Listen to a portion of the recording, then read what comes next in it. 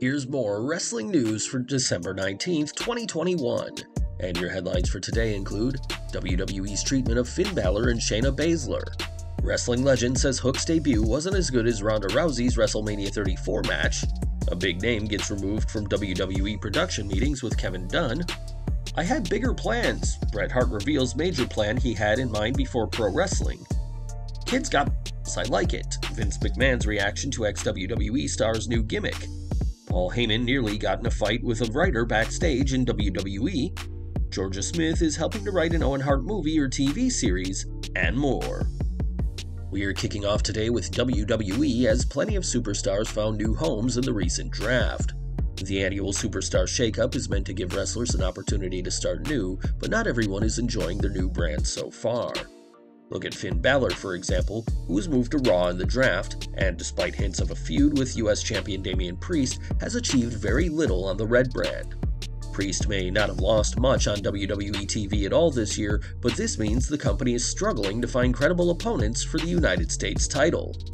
Dolph Ziggler has been beaten down into the ground so many times throughout his long career that it's hard to believe that he is a serious threat to Priest, but he's probably next in line. In an attempt to elevate Ziggler into the US title picture, Finn Balor has been cast as a sidekick to Priest, who is there to take the fall instead of the champ. On Raw, Balor and Priest teamed against the Dirty Dogs, but Balor ate the pin after a zigzag, but only after Finn, a veteran of the ring, foolishly allowed himself to be distracted by Austin Theory. With this booking decision, Priest remains protected in defeat, Ziggler looks like a stronger contender for the United States title, and Balor is the sacrificial lamb who's there to put over the career mid-carder.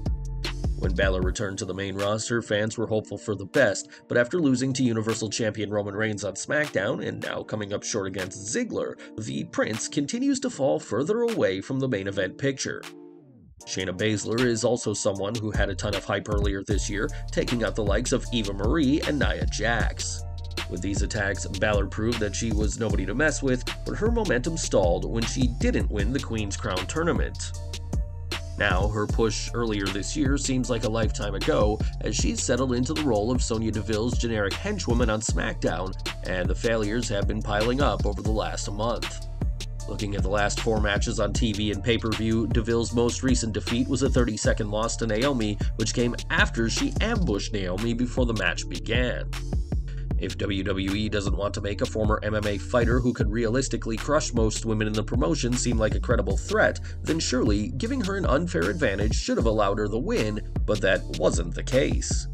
Baszler is struggling right now, and nobody on the SmackDown roster should fear her, as all you need to do is roll her up and you'll likely win. This is eerily similar to earlier in the year when she was constantly losing quick singles matches on Raw, a terrible way to treat one of the most dominant NXT Women's Champions of all time. On last week's edition of AEW Rampage, Hook, the son of Taz, made his in-ring debut, making short work of Fuego del Sol. Hook's impressive victory has seen the young wrestler blow up on social media, with his debut racking up more views than Braun Breaker's did in NXT 2.0. Hook also dethroned CM Punk as the #1 shirt on PWTs, breaking the former WWE World Champion's 4-month stint on top. On his drive-thru, Jim Cornette discussed Hook's debut, saying it was a solid start, but not as good as a certain debut from back in 2018. I'm not necessarily saying this was the greatest debut in pro wrestling history, or as good as Ronda Rousey at WrestleMania 34, which had a lot more high-priced talent involved and had a lot more rehearsal. However, I said on the show a few months ago, you never get to see anybody anymore that when you first see them you're like, oh wow, like you would before everything was put on the internet. You could always find a wrestler who can surprise you, but in this case they managed to do it because if anything, from the way he was just hanging around a couple of months ago, he got physical and threw a few kicks, but it didn't do much for him. You lowered expectations for him. All of a sudden, he's better than expected, and people are getting into it, so it was a combination of a really good debut, and he's got a lot of talent and a lot of oomph to him, to his personality, and people are just surprised because it was better than they thought it was going to be. I really enjoyed it.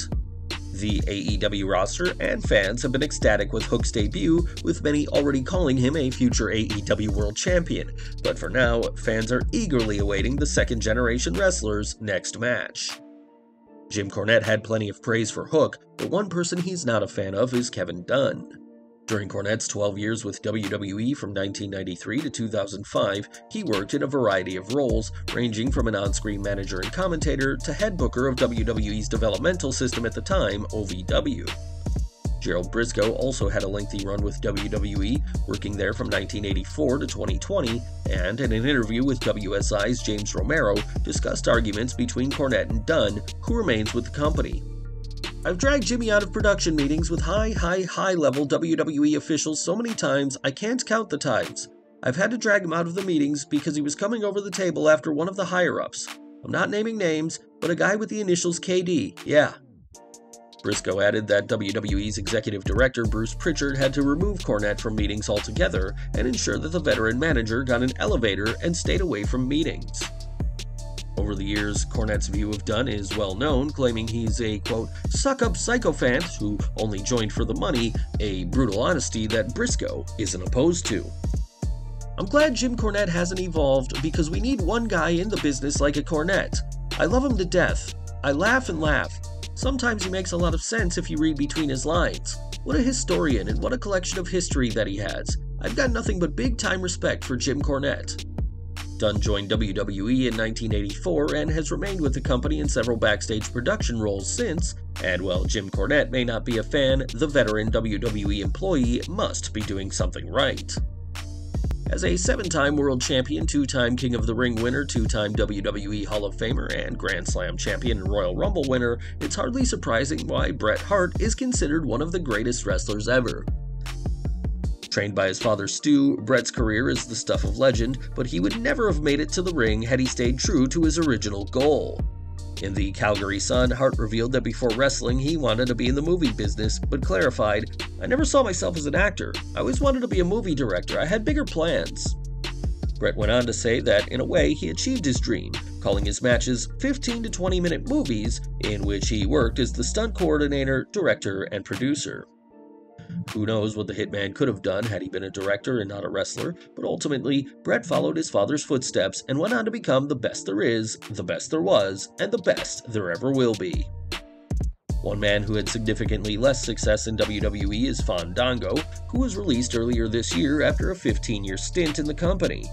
It was in 2013 that the former Johnny Curtis debuted on the main roster as Fandango, an arrogant dancer who was often accompanied by a dancing partner. In an interview with Chris Van Vliet, Fandango recalled the first time he danced in front of Vince McMahon and the added pressure that performance had. "I remember I did the dancing in a dark match, I can't remember, and Hunter's like, dude, you've been going to dance school? Vince hasn't seen you dance, he's gonna watch your dark match. Pretty much if you do good, you're gonna make a lot. Like, you're gonna have a run. If you don't, sorry." So I'm like, well. So I just went out and completely just gave it 100% and just faked it as best I could in terms of being able to dance, and Vince said, "Kid's got balls, I like it." Fandango added that his dancing was so impressive that plans to push him as a wrestler seriously stalled, noting, "He didn't want me to be a wrestler, that was the whole thing. He just wanted me to be a dancer." It was in June this year that Fandango, alongside his partner Tyler Breeze, were cut from WWE, and while the dancer has worked in various independent promotions since, he's yet to strut his stuff into AEW or Impact Wrestling. In WWE, Paul Heyman is known for being one of the most respected managers of all time, but the advocate of Brock Lesnar has had a handful of sanctioned matches. Whenever Heyman does actually wrestle, he's vastly outmatched by his opponent, but the ECW alum is far tougher than he looks. On his podcast, Jim Cornette talked about Heyman, who once almost got into a fight with former WWE writer Brian Gewirtz. "I guess The Rock loves that Brian Gewirtz character, the comedy writer. Everybody has a flaw, and The Rock likes the comedy writer. I still wish I could see video of the screaming fight that Gewirtz and Heyman got into where everybody was like, please let them fight, we gotta see this." It was about wrestling because Gewirtz is a comedy writer. Whether you like him or not, everybody is on different sides of that fence. Heyman is a wrestling personality, so I could see that being enough. After leaving WWE, Gewirtz returned to The Rock's side, and now works for the Brahma Bulls company 7 Bucks Productions. As for Heyman, he's still with WWE, and was both fired and attacked by Roman Reigns on this week's SmackDown, but we expect that Heyman will let Brock Lesnar do his fighting for him in their feud with the Tribal Chief. And we're ending with Owen Hart, whose legacy is being celebrated with 2 tournaments in AEW, but that's not the only way the Rocket is being remembered. In an interview about the Owen Hart Cup, Georgia Smith told the A to the K wrestling show that there have been talks of a movie or TV series being made about her younger brother, and said that a screenwriter from the UK, Sam Benjamin, who's previously worked with Wade Barrett, has been consulted. Georgia added that she's tried to get WWE on board, but said that she was told by their studio department that they don't do biopics, so we'll just have to see if this new Owen Hart project ever makes it to screens. Well guys, that's our news for today. Please share your comments below. Also hit the like button, subscribe to our channel, and hit the bell icon to receive all notifications. And as always, thanks for watching.